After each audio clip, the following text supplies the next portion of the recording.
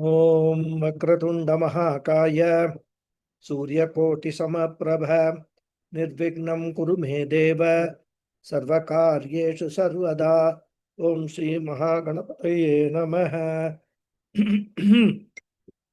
Om Shri Gurubhyo Namaha Harihi Om Sadashiva Samarambham Shankaracharya Madhyamam Asmadacharya Paryantam Vande Guru Paramparam Asmadgurubhyo Namaha Shruti Smriti Purananam Alayam Karunalayam Namami Bhagavatpadam Shankaram Lokashankaram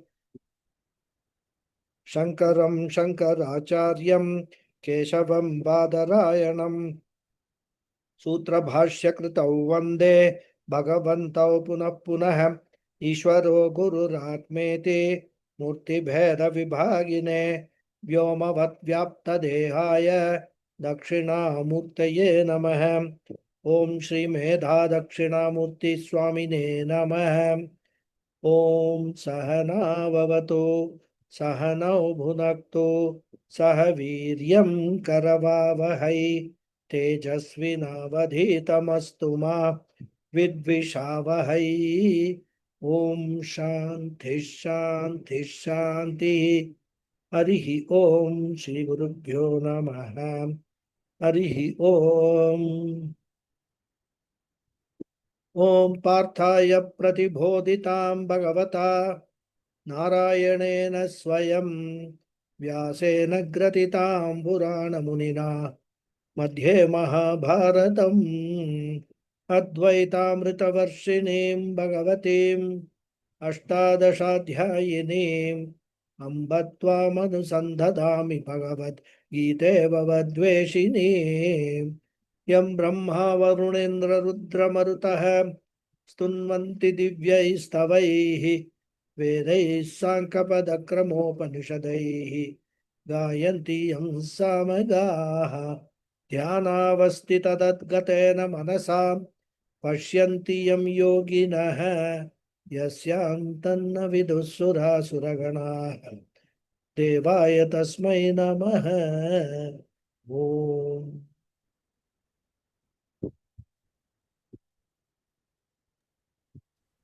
Namaste everyone once again. Namaskaram, Guruji. Namaskaram. So we have completed the 8th chapter of the Gita, which, as I said, is a unique chapter dealing with the topic of Krama Mukti, which is an important topic discussed in the Upanishads themselves rather. And therefore, since Krishna wants to give a comprehensive teaching covering all topics of the Upanishads, Krishna includes the Krama Mukti topic also in his teaching. And in this Krama Mukti topic, a person is asked to follow Saguna Ishvara Upasana throughout his life. And a person need not come to Vedanta at all. Because Vedanta deals with what? Nirguna Ishvara Jnanam, which some people may find either difficult or may not be able to follow.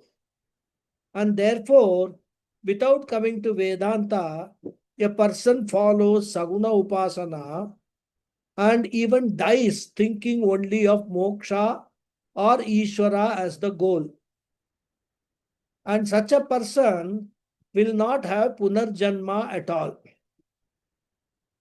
which means Punarjanma in this loka.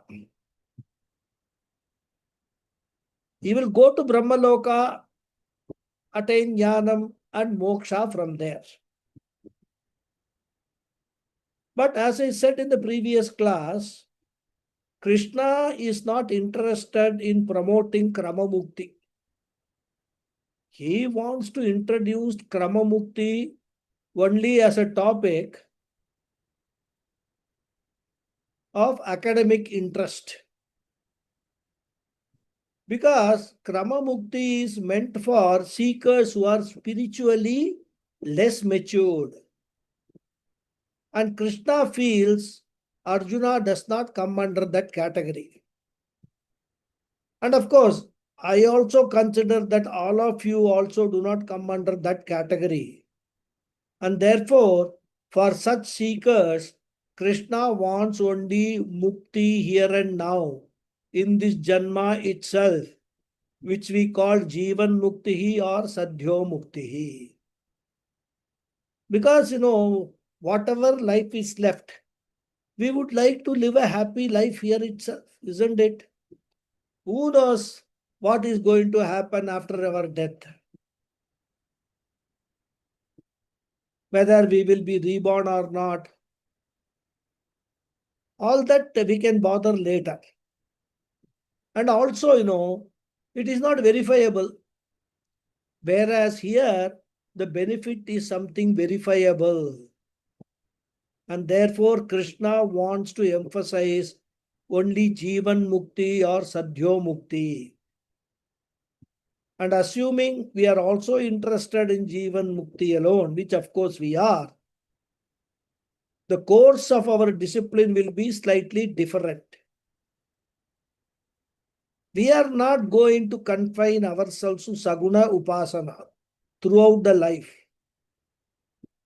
We will confine ourselves to Saguna Upasana for some time. But we would like to spend more time on Nirguna Ishvara Jnanam, which means Vedanta Shravana Manana Nididhyasanam, which will give Jivatma Paramatma Aikya Jnanam in this life itself. And we will be able to enjoy Jivan Mukti. And therefore, in the following chapters, that is the 9th, 10th, 11th, and 12th of the Madhyama Shatkam, Krishna is going to prescribe Upasana as a means of coming to Vedanta Vichara in this life itself. And Krishna also prescribes what knowledge should be acquired through Vedanta Vichara. In fact, the 9th chapter primarily concentrates on Vedanta Vichara or Nirguna Ishvara Jnanam. And having presented Nirguna Ishvara Jnanam as a means of liberation here and now, Krishna will prescribe Saguna Upasana as a stepping stone to be utilized. So this is going to be the approach of the 9th chapter. It's a beautiful and comprehensive and complete chapter. And this chapter is very similar to the 7th chapter of the Gita.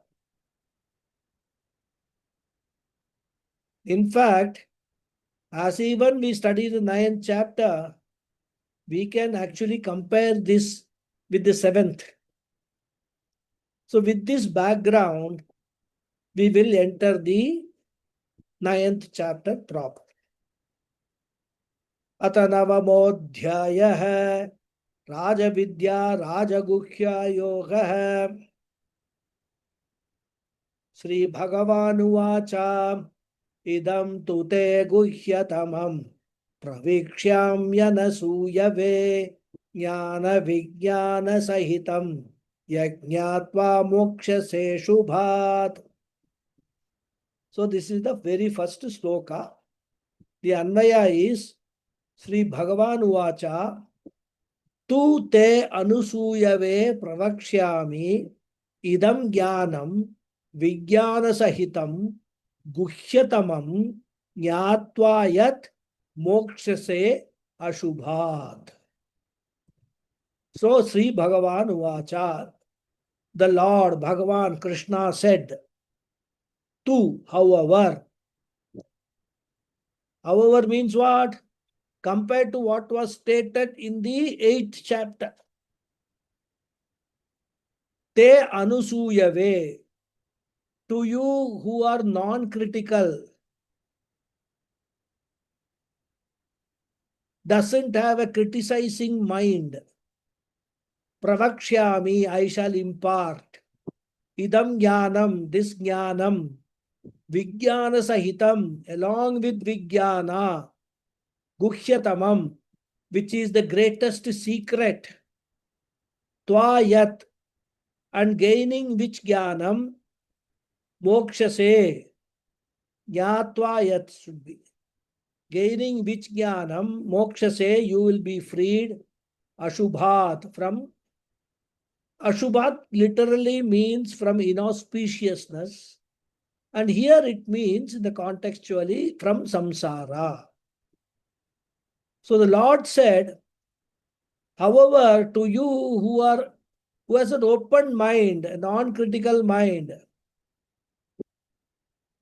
I shall impart this jnana along with vijnana, which is the greatest secret, gaining which jnanam you will be freed from samsara.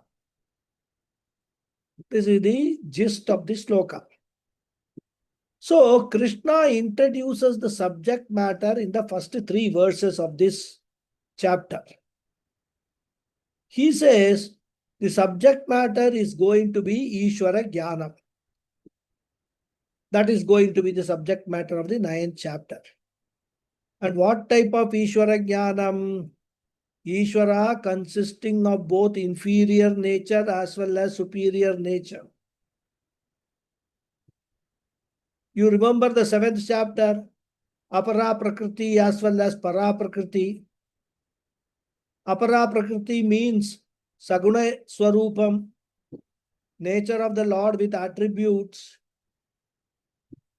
And any personal God comes under Apara Prakriti as there is a name and form.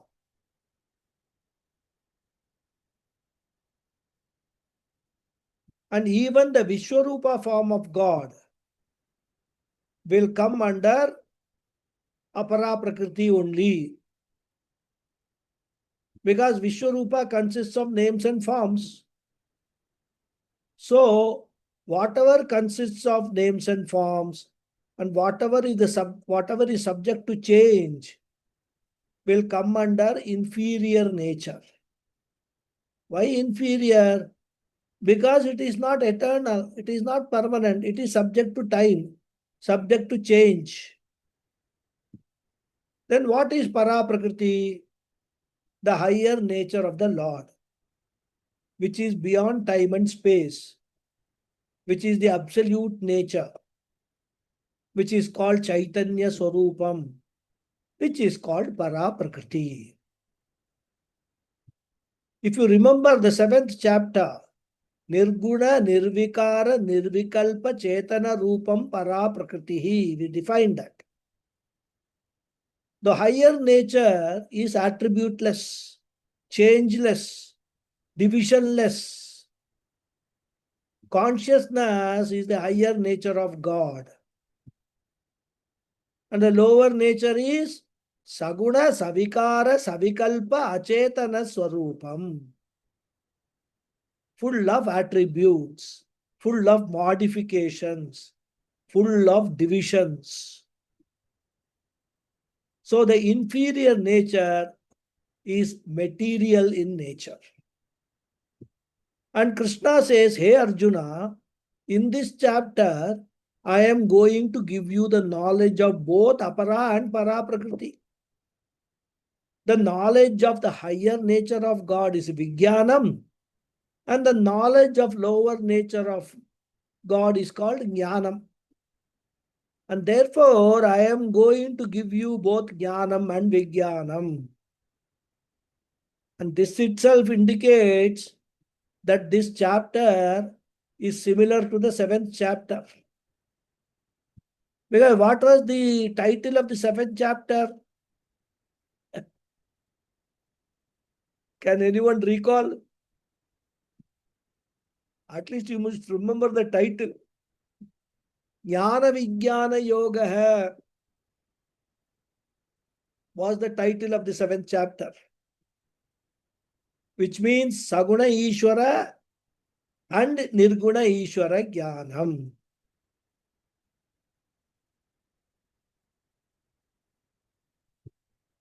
Okay.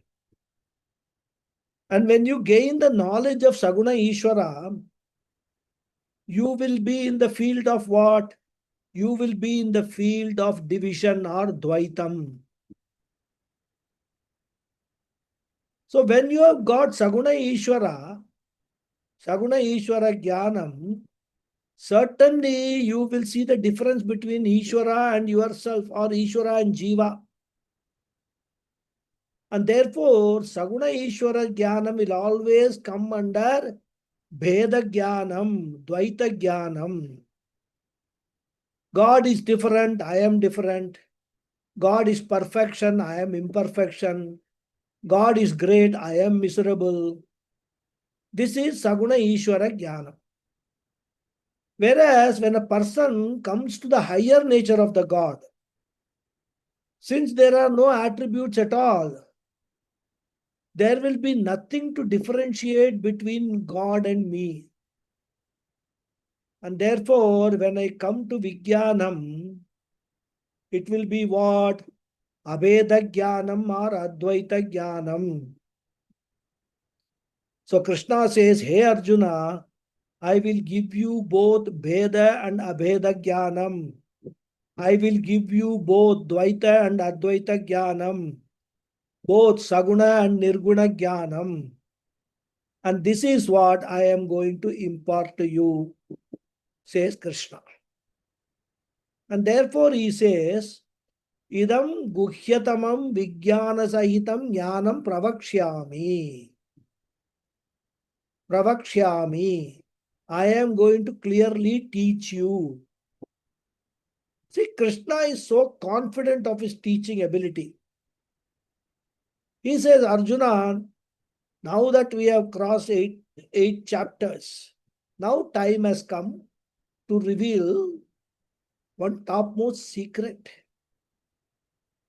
And don't worry, I will teach you very nicely and very properly. I will answer all your doubts. So, pravakshyami, I will teach you. And what is the glory of this teaching? Because Krishna also knows, like all our marketing guys, to sell any product, advertisement is required. Because Arjuna has not asked any question till now, mind you.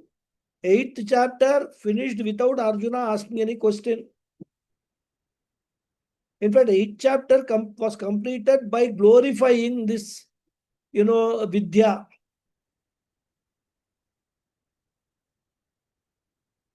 And now in the 9th chapter, without being prompted, Krishna is offering the teaching on his own. So there could be a problem.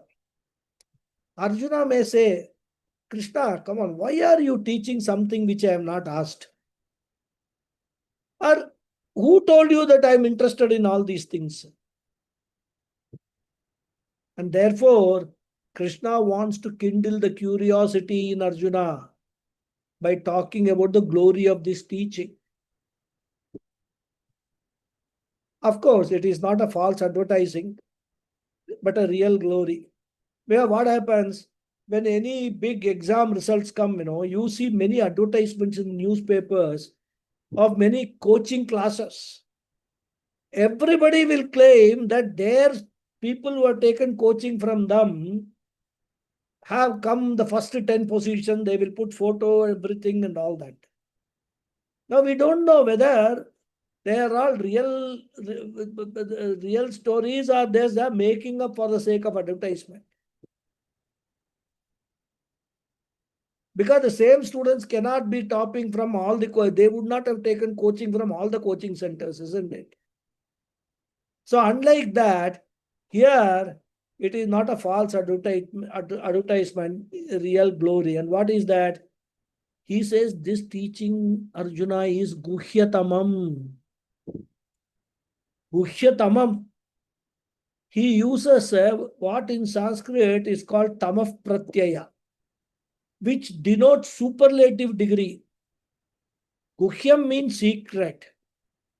And guhyatamam means topmost or utmost secret. So Krishna is saying, hey Arjuna, it is the rarest knowledge which you cannot ordinarily get anywhere. In fact, very rarely people talk about Ishvara Jnanam.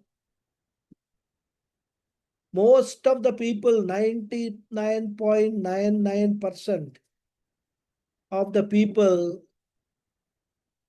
who are involved in all these puja activities, bhajan, kirtan, etc., they have some Saguna Ishvara form and name in their mind, like Krishna, Rama, Devi, etc. And their approach is, if I praise these gods, these names and forms, I will get all good things in life. None of them,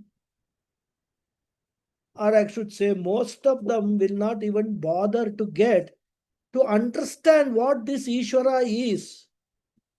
What is Krishna is, what is Krishna's Janmam or Krishna's avatara is conveying. What is the message for my life?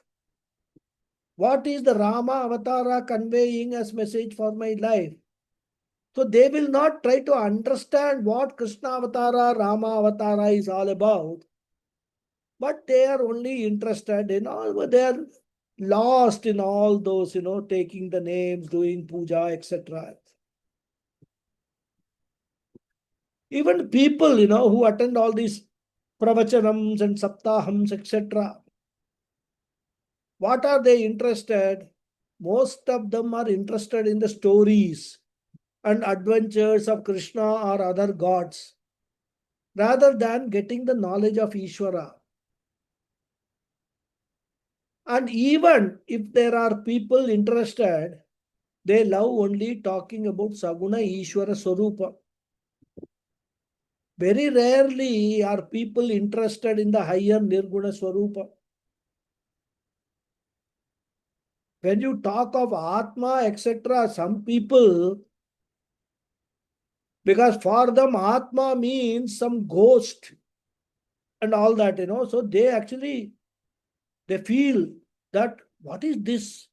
Is it some black magic or some black vidya that is being taught, Atma and all that? In fact, I don't know, I might have told in one of the classes, one lady here, when I started the classes in Nana Nani,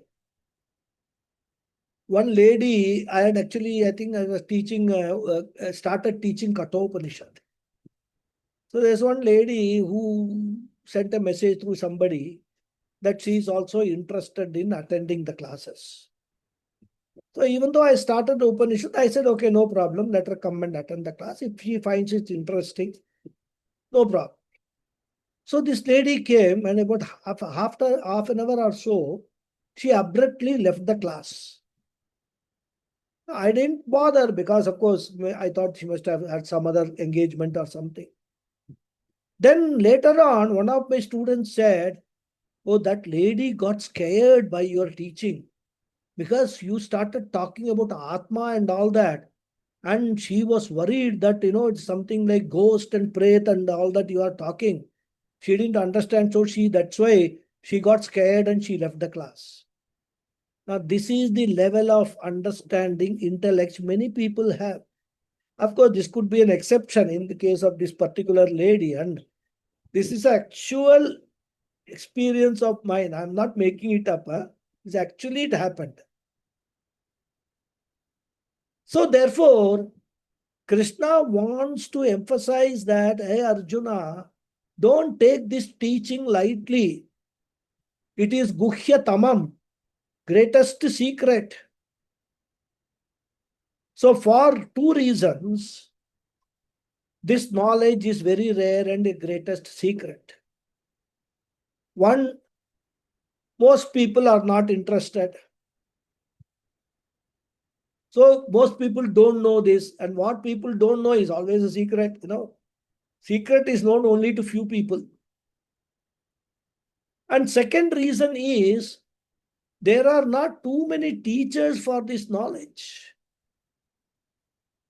Because only a handful of people gain this knowledge and they are able to share this knowledge. It is the greatest secret. And Krishna is now telling Arjuna, I am going to give you this rare and most secret knowledge. And Krishna uses the word secret because the moment you say secret, everybody is interested, isn't it? Eagerly they will raise their ears, become sharp. And Krishna, of course, it doesn't say, but he is also saying, I am going to teach you free of cost. Because in our tradition, one should not accept any payment for teaching. That is why sometimes I wonder, of course, this is not a criticism, but it's my personal view. See, many Swamis, many teachers are very renowned teachers, they have got these trusts. And whatever their teaching is, it is converted in the form of books or in the form of, this videos or, recordings, etc. And they are sold within inverted commas for a payment. Now, my question is, and they claim a copyright on that. And there is always, in the books and all, you will find a warning. This it should not be reproduced in any form, etc. Copyright is reserved, blah, blah, blah. Now, my question is, you are a teacher in the parampara. And you have gained this knowledge through your guru in the parampara. And similarly, your guru has got it from his guru, and all that. So whatever we are teaching is nothing of our own. If it is something of my own, I can claim a copyright. But I am not teaching. Only the words are mine. Not the teaching, not the knowledge. It is not mine. In fact, if at all anybody has to claim a copyright for all these teachings, only Bhagavan, Ishvara, Krishna can claim a copyright. And if Krishna had claimed a copyright, we would not have been able to teach all this, isn't it? And therefore, I find, it's a contradiction. The same gurus, the same acharyas will talk about all, this teaching about our parampara. We must not take. Only thing that gurus can accept is bhiksha. That's all. The student voluntarily giving something, parting with something, that is that the guru can accept. Guru cannot put a price. He cannot say, okay, now I am going to give you teaching on Bhagavad Gita at so and so place in this hall. There are tickets, 1,000 rupees, 500 rupees, 200 rupees and all. Can a guru say such things? And if he says, will anybody go and attend those? So I find this, all this copyright business which is there. I don't know how much the gurus themselves are involved, because one of the things which I have also realized is once a guru, an acharya, becomes a little popular, then what happens is an ecosystem develops around him. And there are people who want to take advantage, I wouldn't say exploit, take advantage of monetizing the teaching. whether it is for the benefit of the guru or not. Certainly, they want to monetize. And they've got justification. They say there's a trust, and in the trust, we are doing a lot of social service. And that is why, we want money and all that. Fine. Ask for donations from people who can give voluntarily, no problem. Why all this teaching, this copyright business, and then suing people, issuing legal? There are, in fact, cases where one of the persons who wrote a book, it is based upon Swami Paramarthananda's teaching only. That book is acknowledging Swami Paramarthananda's teaching. And somebody sort of, reproduced some part of the book, that somebody got a legal notice. I mean, I can't understand, this is what Kali Yuga is all about, it seems. So we have to console ourselves. This is how Kali Yuga will function. Even the teaching of Bhagavan will be sold in the garb of copyright and things like that. Anyhow, I have actually gone away from the topic. Anyhow, because I said the teaching is free of cost. It was meant for Arjuna. Arjuna should not think, oh, he is giving me something which I have not asked. So is Krishna going to charge me for this? And Krishna further says, not only is it the rarest and greatest knowledge, yat jnatva ashubhat mokshase. It is not mere, this knowledge is not for just for intellectual, benefit. It is not merely a study for the sake of study. He says, Arjuna, you will get a lot of practical benefits out of this wisdom. Because people always ask for practical benefits that is useful. Because for them, what is that? They say we cannot spend time on something which is worthless. Therefore, Krishna gives a promise. Yat jnatva, gaining which knowledge. Mokshase, you will be liberated, you will be released from Ashubhat. As I said, Ashubham means Amangalam. And here, Amangalam means Samsara. Samsara means what? All your dukkha, misery, all those things. Sorrow, emotional turmoils, all are samsara. So you will be released from samsara, which consists of all kinds of psychological problems. Raga, dvesha, kama, krodha, lobha, moha, mada, matsadya, etc.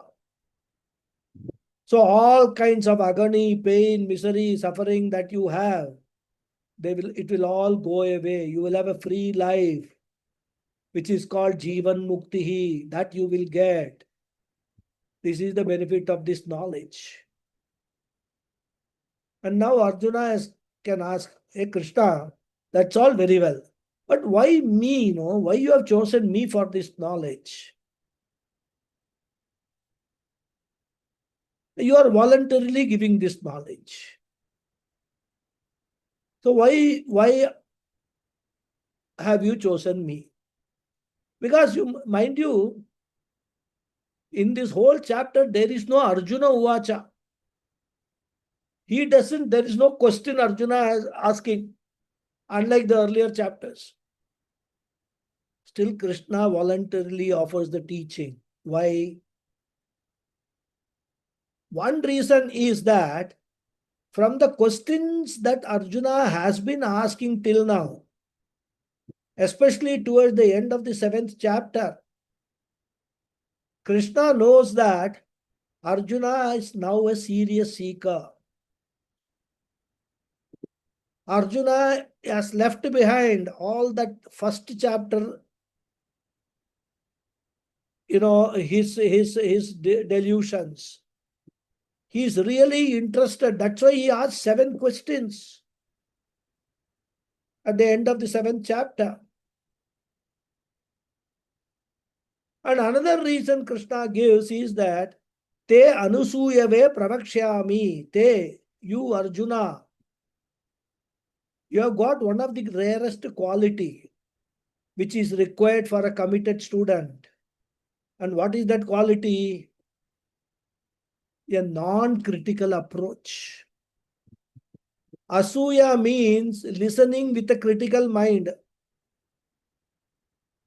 exclusively to find fault or to test the teacher or to find out whether the teacher knows as much as I know. There are students, even in my class, there were students.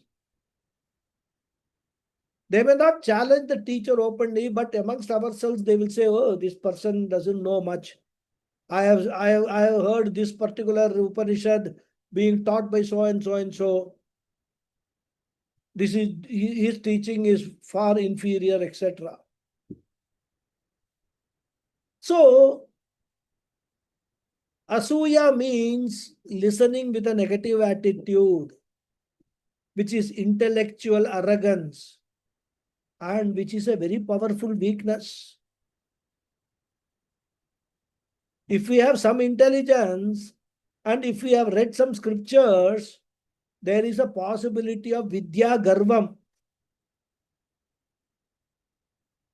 Even in the Upanishads, we find students who have this vidya garvam.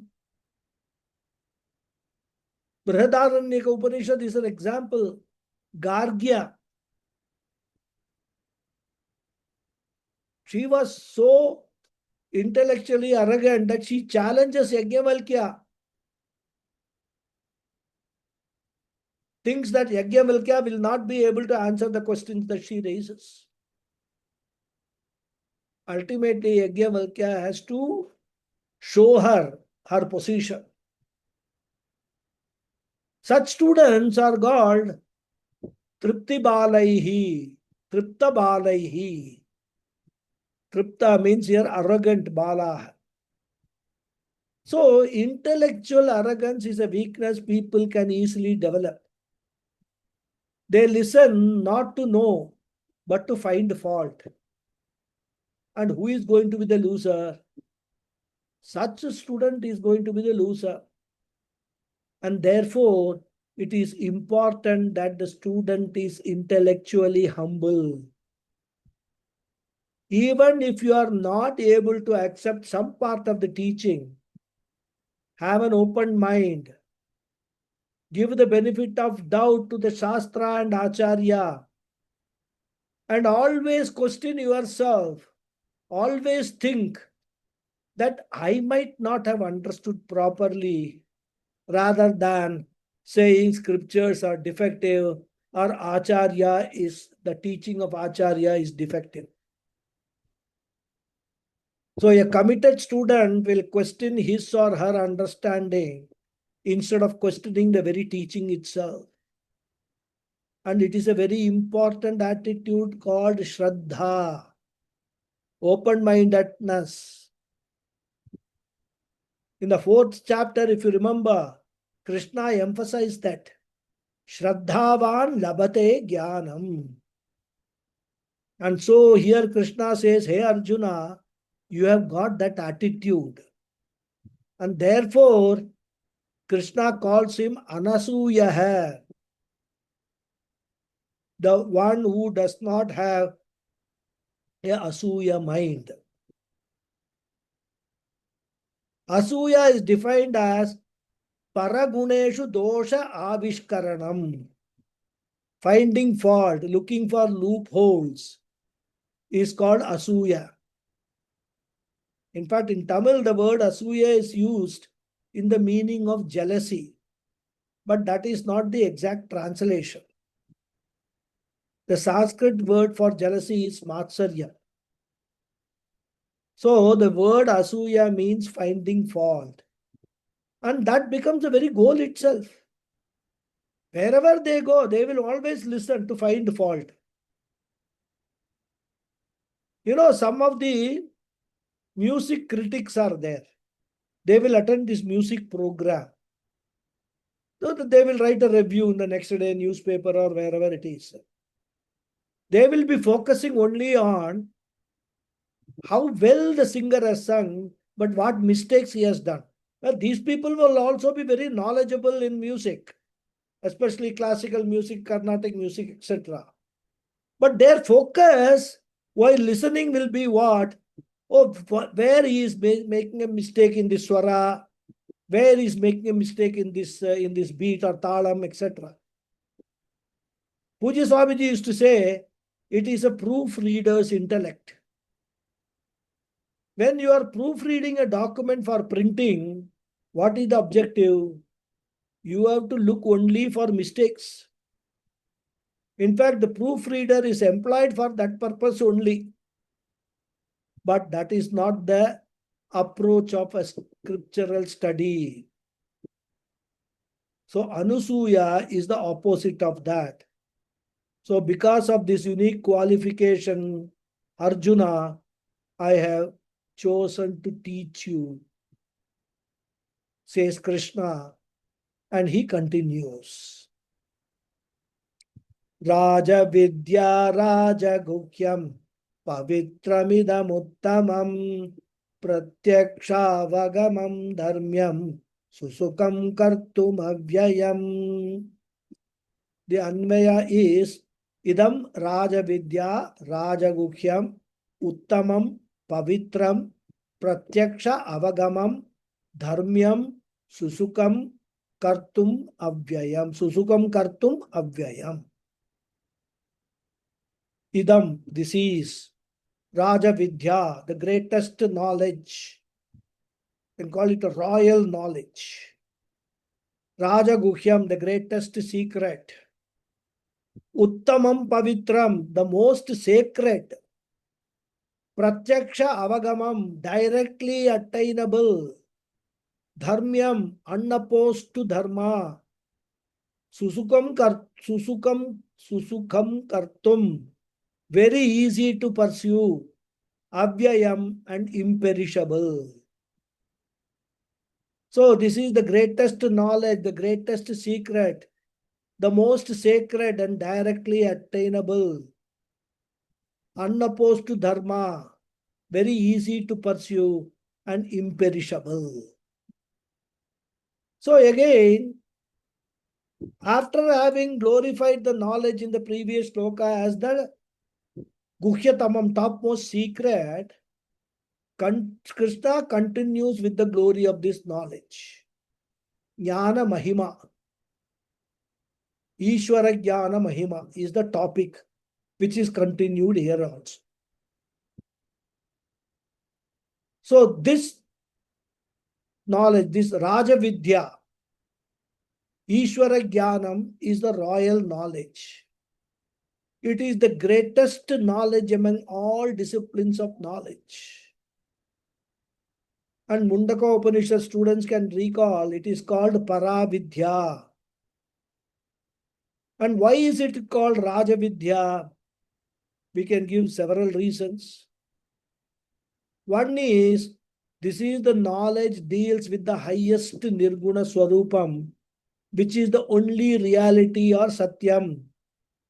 Whereas all other branches of knowledge deal with only the changing creation or even the changing aspect of the Lord, which comes under Maya or Mithya. So this knowledge deals with reality. All other disciplines of knowledge deal with things which appear real, but they are not real. They are Mithya. And therefore, this knowledge is glorious. And secondly, this is the only liberating knowledge which will give you fulfillment at all levels. Because we have a sense of limitation at different levels. Physical sense of limitation. I'm not satisfied with my physical personality. As I am becoming old, I am becoming bald. It doesn't look nice. So I will go and get a wig because growing bald is a natural phenomenon. As the body grows old, certain changes takes place. I am not able to accept that. Or for other changes, there is this below my eyes, there is this, what they call the bag or something. Some bag they call it. Wrinkles. Or my eyebrows are very bushy. I'm not able to accept it. When I look at myself in the mirror, I don't think I'm beautiful. So I have to go to beauty parlor. Or my nose is, very in a shape which I don't like. I have to do plastic surgery to change the shape of my nose. So there is so much dissatisfaction with my physical appearance itself. Then there is dissatisfaction with my psychological personality. I am not loved by all people. I am not loved by this person. I am not cared for by anyone. My son, he does not respect me. He calls me once a while and he also talks all sorts of, disrespect in a disrespectful manner. My daughter doesn't even call. She doesn't talk to me at all. And my spouse is there. He or she bosses over me. So these are all psychological deprivations which will cause another set of problem. Some people may be physically comfortable, financially also comfortable. Their children who are overseas may be sending all the money that these people ask for making them comfortable. Even the children even make arrangements for doctors to visit, even when just the parents sneeze or cough. They are wonderful children. They care for their parents so much. And these people say they provide me everything. But my only complaint is they do not spend time talking to me. They call me once a while when they are free. Even when I call them, they are busy with their own work. So my problem is not physical or financial comforts, but a feeling of loneliness because my children have no time for me. So psychologically finding dissatisfied. And for an intellectual person, there is a greater dissatisfaction. An intellectual person wants to understand the creation in its totality. There are many questions unanswered. Even though he has studied a lot, there are still unanswered questions, and he does not know from where he can get the answers. Therefore, intellectual dissatisfaction is another sense of limitation. Generally, such dissatisfaction comes to scientists only. People like us do not have such problems. Where do we have time to think about how the world came? When did Big Bang happen? When did the first human being appear, etc.? 5 million or 6 million years ago. We will say, how does all these things matter to me? Who is interested in all these? And if we will go one step further and say that only those people who have nothing better to do, they will indulge in all these useless pursuits. When the universe came, whether dinosaurs existed or not, why did dinosaurs disappear? Was it because of change in climate or a meteoric hit, etc.?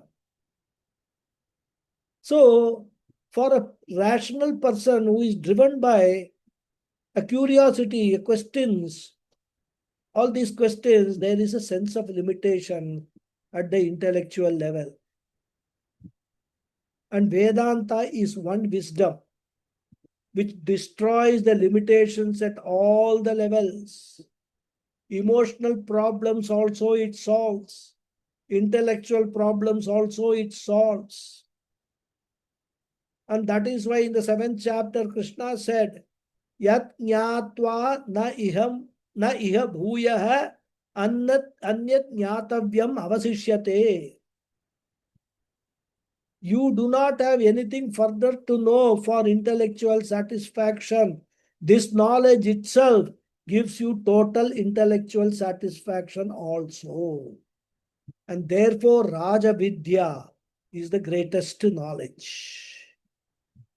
And at the same time, it is Raja Guhyam. It is the greatest secret, not easily available. In Kathopanishad, it is said, Sravanayapi bahubiryo nalabhyah Shrunvantopi bahavo yamna vidyuhu Ascharyo bhakta kushalosya labdha Ascharyo jnata kushalanu shishtah. And the same mantra Krishna paraphrased in the 2nd chapter. Ascharyavat pashyati kaschidenam Ascharyavat vadati tataiva chanyah Ascharyavat cha Ascharyavat chaina manya shrunoti Sutvapyenam vedana chaiva kasyet. So this teaching is not available for most people. And when people are told about it, when they talk about it, they are awestruck. They are ascharya. Oh, such a thing is also there or what? I never thought about it. So the Upanishad says this knowledge is such a great wonder that in spite of learning for 25 years, 30 years, there are many people who manage not to understand. Shrutvapyenam vedana chaiva kaschit. So even after people are taught, it continues to be a secret because they have not understood what it is. So what more great secret you want? Therefore, Raja Guhyam. Guhyanam Raja Raja Guhyam. The king of secrets. It is the greatest secret. Then what is the next glory of this wisdom? Pavitram. It is the greatest purifier in the creation, which removes all impurities in the form of karmas, sanchita agami karmas, which means punya papa karmani, the impurities in the form of raga dvesha kama krodadi, impurities, psychological impurities. And the first impurity is called what? Ajnanam, ignorance. So all impurities it destroys. And therefore it is pavitram, purifier. The 4th chapter, Krishna said, Nahi jnanena sadrisham pavitramiha vidyate. And therefore it is not an ordinary purifier. It is uttamam pavitram. It's the greatest purifier. Because once we use this method of purification, the advantage is that not only the present impurities will go away, but in future we will not acquire impurity. Whereas if you go and take a Ganga Snanam, as it is said, if you take Ganga Snanam, you will remove all impurities. But it does not guarantee freedom from future impurities. Okay, you go and take a dip in Ganga, all impurities gone. The moment you come out of the river, you start acquiring fresh ones. From the banks of Ganga itself, you will start acquiring impurities. I'm not talking about physical impurities. I am talking about psychological impurities. Whereas this knowledge not only removes past impurities, and it is a guarantee against future impurities also. And therefore, Uttamam Pavitram. And Pratyaksha Avagamam. It is available directly here and now. It is not a promise after death, which is the most disadvantageous thing because we cannot verify. How will I know? Because I can always guarantee anything after death and get away. This is not like that. Pratyaksha Avagamam means directly experienceable. The benefit can be experienced here and now while living itself. Manashanti can be experienced here and now. Therefore, Pratyaksha Avagamam. And Dharmyam. It is in keeping with Vedic teaching. And this is very important because in our tradition, we always consider Veda as the basic source of all knowledge. And therefore, always any system of teaching which is in keeping with the Vedic teaching is acceptable in the tradition. We will call it Smriti. But if anything is not in keeping with Vedic tradition, we will find that it cannot survive in India. Just take the example of Buddhism. Buddha is considered one of the greatest human beings.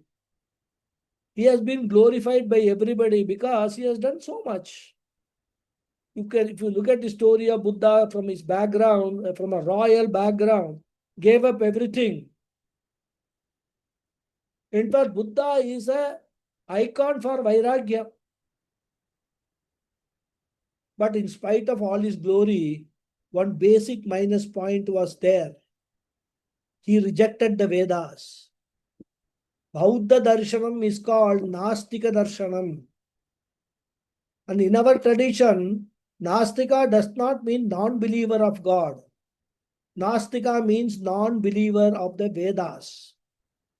And because of this one basic drawback, Buddhism, however great it was, could not survive in India.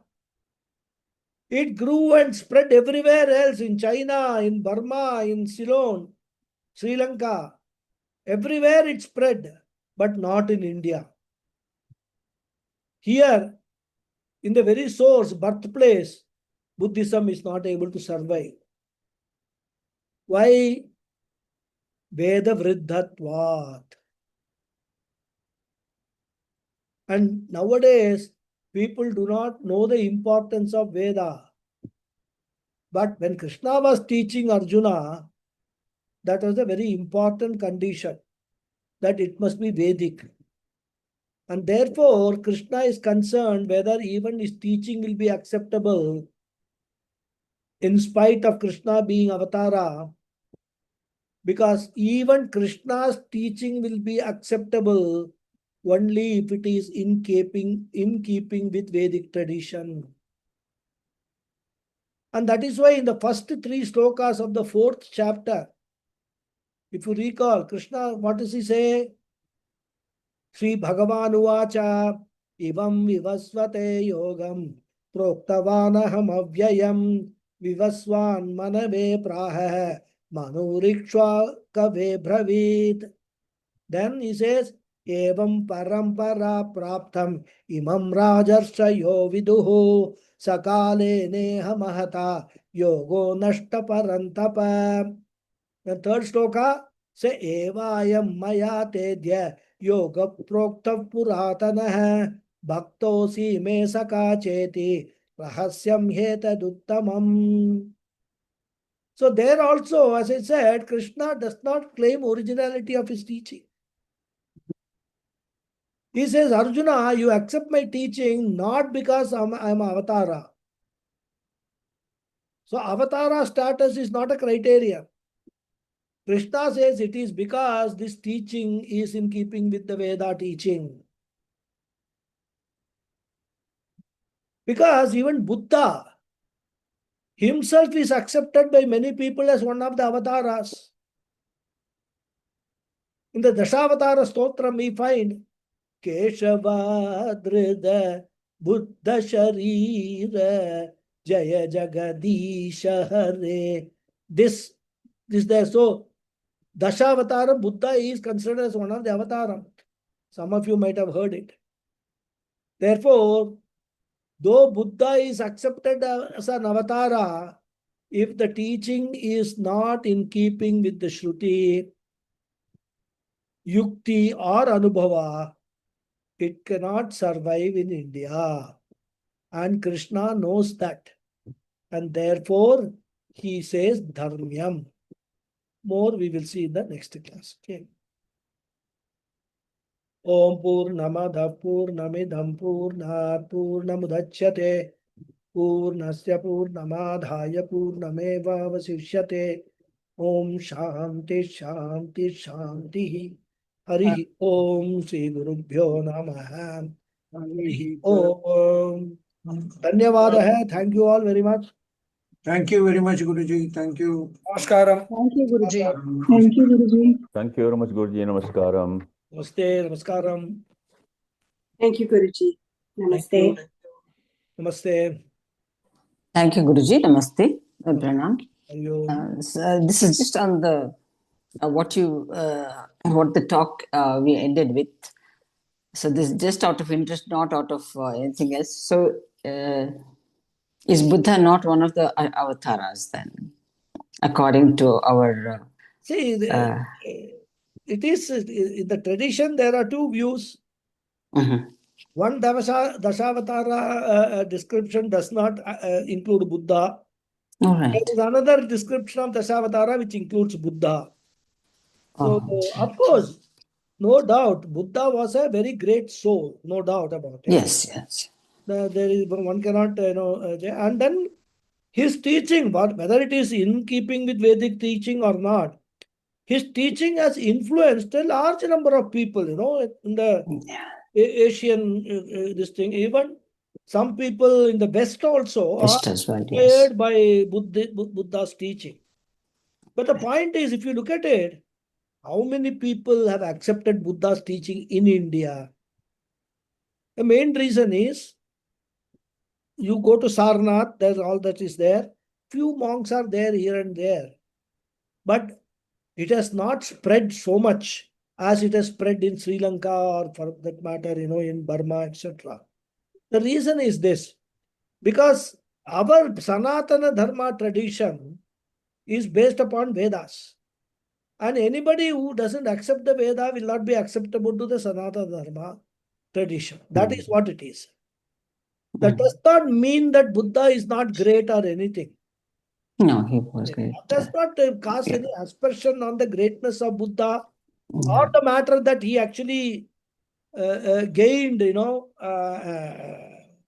that is knowledge, jnanam. That nobody is questioning all that, rather. But the path he chose was not a Vedic path. That is what it is. Possibly what normally many times happens is people study a lot, all these Vedas. Then they don't want to claim that they are reproducing Vedas. They want to present the ideas as their own ideas. In fact, there is one gentleman, one guru who is existing amongst our midst. If you listen to him, all that he talks about is about Vedic knowledge only. But he will claim that he has never studied Vedas and he does not believe in Vedas. So there is this, again, as I was telling you, this copyright issue is there. Everybody wants to encash that, oh, this is my creation. That probably, that also might have, or Buddha, not Buddha, Buddha's followers. As I said, the ecosystem which developed around Buddha might have done it. We don't know. So the point is that in our tradition, we accept only what is there in Veda is the truth. Veda Vakya is the truth. Veda Vakyam we say, no? So that is what we accept. That is it. Okay, Guruji. Yeah. Okay. Thank you, Guruji. Hari Om. Hari Namaste. Om. Thank you. So it seems no other hands have gone up. So we'll close the session. Continue next week. Hari Om. Thank you. Hari Om Guruji. Thank you very much. Thank you.